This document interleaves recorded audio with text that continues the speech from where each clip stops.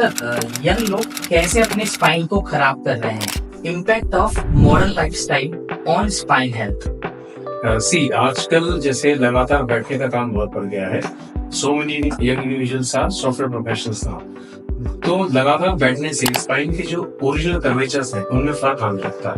There are two curvatures, two primary and two secondary curvatures are there. जब बच्चा वोम में होता है ना मदर की, तो पूरा स्पाइन एक कॉन्वेक्स शेप में होता है। ग्रेजुअली जब बच्चा पैदा होने के बाद गर्दन संभालना सीखता है तो उसका पास सेकेंडरी कर्व गर्दन वाला जनरेट होना शुरू होता है। जैसे ही बच्चा पैदल चलना शुरू करता है उसके बाद उसका जो सेकेंडरी से कर्व है, सेकेंड नंबर कर्व बोलते हैं जिसको हम, वो डेवलप होना शुरू होता है।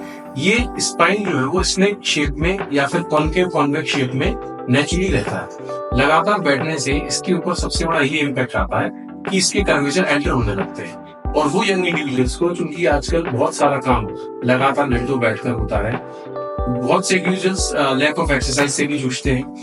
कुछ लोग सिर्फ वॉक करके समझते हैं कि हम लोग एक्सरसाइज कर रहे हैं, but it is not like that. पूरे स्पाइन के लिए हम लोग बेसिक जो हमने टर्म यूज करते हैं, it is a power house of the body, because spine connects upper extremity as well as lower extremity of the body. It is the only linkage between the upper and lower parts of the body. So इसके लिए आपको proper exercise timing, इसका nutrition, calcium, magnesium, सारी चीजें हम जो term सुनते हुए चले आ रहे हैं, इनका बहुत बड़ा रोल है। अगर यंग एज में ये सब जितने भी मिनरल्स, विटामिन है, इनकी कमी हो जाए तो स्पाइन जल्दी डिजेनरेशन की तरफ जाने लगता है।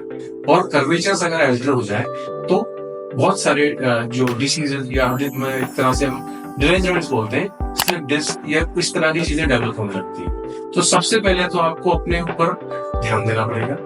1 घंटा तकरीबन रोजाना अपनी बॉडी को देना पड़ेगा, प्लस आपको न्यूट्रिशन का सबसे ज्यादा ख्याल रखना पड़ेगा। ये चीज मैं यंग इंडिविजुअल्स को बोलना चाहूंगा कि वो इन 2 चीजों पर जब काम करेंगे तो स्पाइन बहुत प्रॉपर और बहुत लंबे समय तक उनका साथ देगा।